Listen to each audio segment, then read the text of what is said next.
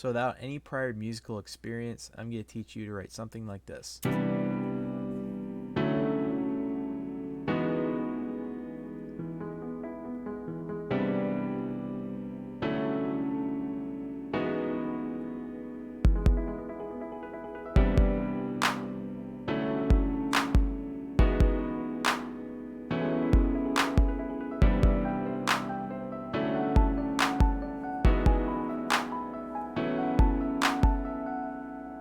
So it's not like the most fantastic thing in the world, but it's simple, it's passable, and it can all be done free and without any knowledge of musical theory.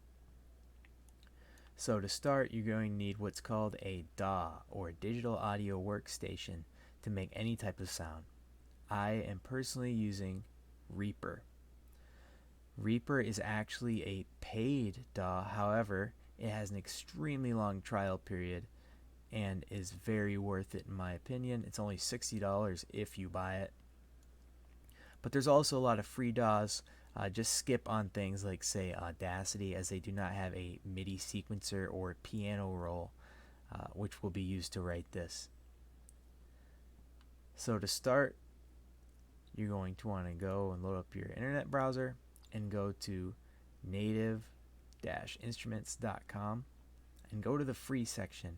So these are the people that make Contact, which is industry standard for writing most MIDI music, most symphonic music, things like that. However, they have the free Contact player. So you can go down to Native Access, and it's basically a launcher. You can download all of their free packs that they have. And then what you can do once you have that is you can go into your DAW, in this case Reaper of course, go into Preferences and Options, and then go to VST. And once your VSTs are installed in the folder, you would go and select it, and you would add whatever folder it is that you want, wherever those VSTs are. You would hit OK, you would hit Apply, and then you would go down here to Virtual Instruments on New Track. You would type in Contact, and there it is. You would just click on that, boom, Contact player comes up. Now in this case, I scrolled down to the Play series, and I hit Hybrid Keys. Hybrid Keys is a great little keyboard. So I have two layers here. So with just one, which is called Atmospheric Keys, in this little drop down menu here, sounds like this.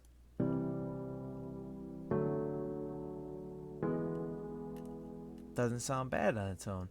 However, to make it a little more full, I added the harmonic keys, and that sounds like this. Gives it a lot more life. So now, how are we going to write this section, this segment, without any musical knowledge?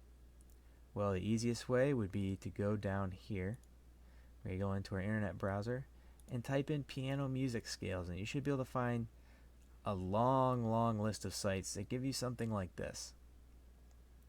Now, the C major scale is what we will be using today. It is the beginner musical scale for pianos because there's no sharps or flats. In other words, you're just using the white keys. You're just going on past. It's very easy. Even if you have a piano in front of you, even someone that's never ever played piano before in their life, or a musical instrument, can learn the C major scale in a matter of minutes. That's what we're going to use today. However, the things we are using can be applied to any scale. And a little music theory tip here: major scales are normally more happy, sometimes emotional, whereas minor scales are normally more dark sounding, depressing, evil, sad, things like that. So let's start. We have says the first note is C. Well, we play what is called a chord. In other words, as opposed to just, here, let me solo this, as opposed to just sounding like this, which is still a C, it'll it'll sound like this. So, let's find out how to make a C chord. You can go into Google Images and you can type in piano chords, and there should be, again, a long list of things like this. So, for example, we're going to take major, scroll on down to C, and that's what we play, those highlighted notes. So, if I were to get rid of this, I would drag this across, hit insert, new MIDI item, and then I would start on C3, drag this across, the velocity in this case, and then let's see, what notes do we need? What notes do we need? We need that one, okay. So we can go down here, and that sounds like this. Now, obviously these are things you would learn in the case of after a long while of playing music. You would just learn this and you would do it instinctively. You wouldn't even really have to think about it. Now for workflow reasons, I'm going to hit Control C and Control V. Make sure I click on the MIDI. Control C, Control V, and I get that. Now I just have to slide. I still have my 3 notes. Now we're going to go, what's the next note? The next note is D in the scale. So let's play a D. And D major, we got it. That's what it is. So we slide this up to D. Now what else do we need? We need this. And what else is it? One more time. Up to here. So basically we have a D and we have all the way up to E, or A. So now we have this, sounds like this. So now what would we do next? We're going to go up another to E. Now keep in mind, I'm going in order here, but the cool thing about scales is you could play any one of these in any pattern and it would be correct, it would sound good. But for the sake of simplicity, we're just going to go in order. So what is E? What is E major? So it would be that. Now if I'm not mistaken, make sure, yes I do have E major, just making sure. Again, Control C, Control V, slide this bottom note or root note up to E. And then what else do we need? We check. Oops. And now we got that. Now if you notice earlier, this part wasn't playing on the layers. Why would I do that? Because you would think it would sound more full.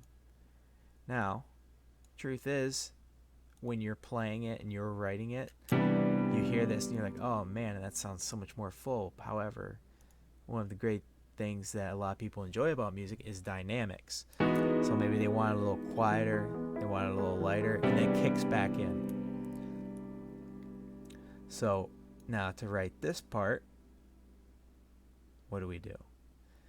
So I took the notes of E. I took the notes of these scales and I went. So those are just the notes of E major. And I went back up to E up here. Obviously both E's will be in. Back down and up. Now these notes are what are known as eighth notes. So let's just get rid of these real quick. If I were to write it in sixteenths, excuse me, would sound like this.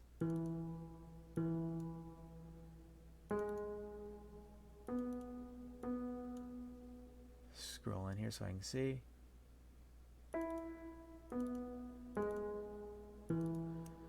So what's that sound like? Notice it sounds faster. That's one of the common misconceptions of music, is that you need a faster bass tempo for your sounds, when a lot of it is quarter notes, eighth, sixteenths, etc. The easiest way to visualize this is if you think 1, 2, 3, 4. That would be known as quarter notes. If you did eighth notes, it would sound like 1 and 2 and 3 and 4. If you did sixteenths, 1 and a 2 and a 3 and a 4. So there's the same amount of, the tempo is the same, but there's more notes played in that specified time. Now, one of the things is that this is faster than the default tempo of Reaper. Reaper normally starts your BPM, or beats per minute, at 120.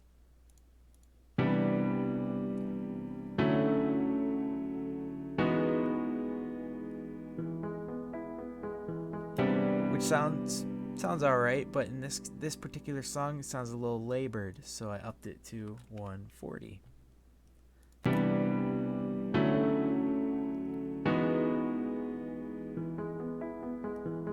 Sounds a lot more natural. So now all I did, if you want to glue these together, it's easier for copy and pasting reasons. You can just go like Control and Shift. You can Control click these or Shift click these, and you can right click and you can hit glue items. Now they're one big block. So then I copied and pasted it to here. And instead of doing the same, I mixed it up. So using the notes from this sheet, you can make this. I went and I got those sixteenths, those faster notes, because it's gonna kick in here. So it's gonna build anticipation using sixteenths. So I have again, started with the E. But then after 4 notes, I go to the second note played in the last, and I continue the scale from that page.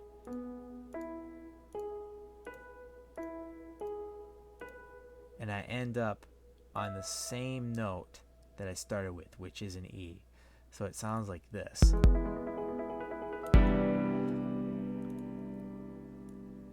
Now, the drums are going to kick in. Now, if I were to get rid of this, say, they just kind of awkwardly poke on out. But if I start with just these 2 kicks here, it sounds a lot better. Now for drums, I am using Bedroom Producer Blog's Cassette 808. Completely free. A lot of good stuff on Bedroom Producer Blog, actually. It's a good place to check out. So I loaded that up. Now, this one is more of a lot of people have an easier time visualizing what the beat will sound like in their head. So I got these 2 eighth notes because I wanted that 2 pops, and I wanted that crack of a clap. So I got those 2, and then I got clap, which sound on their own like this. Now it would completely work if I wanted to just keep redoing this same drum beat.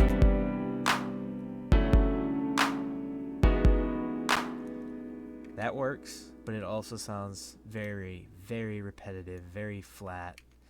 So what I did was I added this in there. Now, you see these, there's the grayish lines coming down, and there's dark black lines. So when you count, this would be the 1, the start would be the 1, this would be the 2, this would be the 3, and this would be the 4. Those are your 4 main areas, but however, you can have notes in between. So I started on the 2, and I had a kick, and then on the 3, I had this clap, and just before the 4, a kick.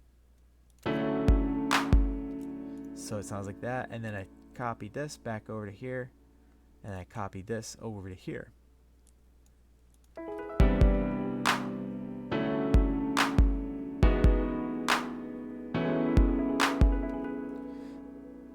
Now, another misconception, obviously we talked about eighths and 16th notes making it sound faster or slower. Say you wanted these drums to sound a little faster. You could do it like this as well.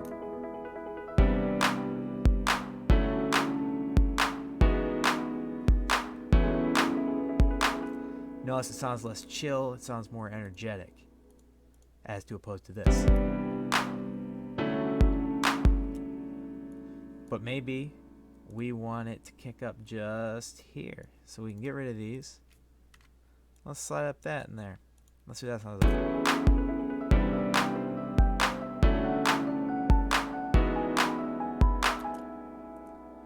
See, it gives it that kick-in feeling.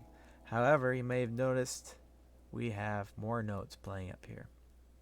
Now this is my favorite technique for it just being absolutely stunningly easy to do. So here, I will delete that. Now what you want to do is you want to come over to here. Let me copy this.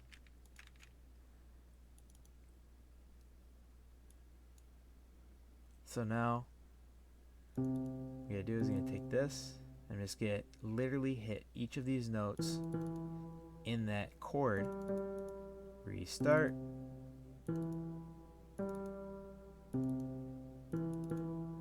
And then do the same thing with the next chord. Your work is already laid out. You just have to fill it in.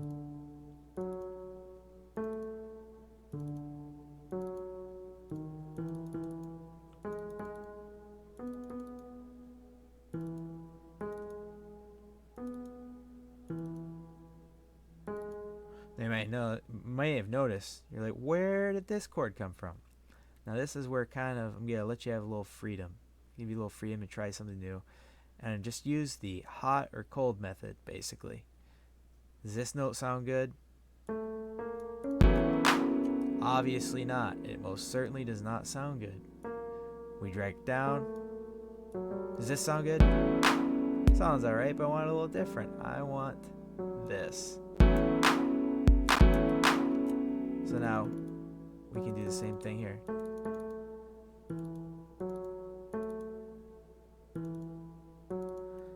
And all together it's going to sound like this.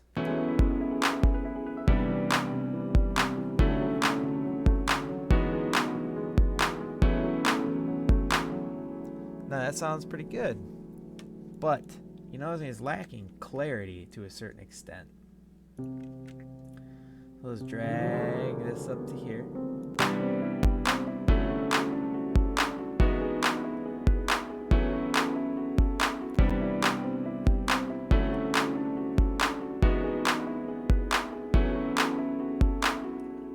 Or perhaps maybe we want even a little more bright.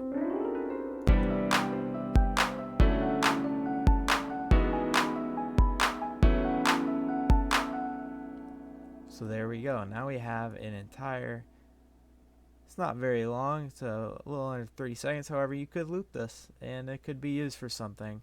And it gives you the basic principles. It gives you a little more comfortable. And you can write all kinds of things this way. I will continue making these tutorials. I will make some on making this sound better, both with mixing and mastering, making sure it's the right volume levels. But for now, let's just do this and we'll focus on this. And I'll see you next time.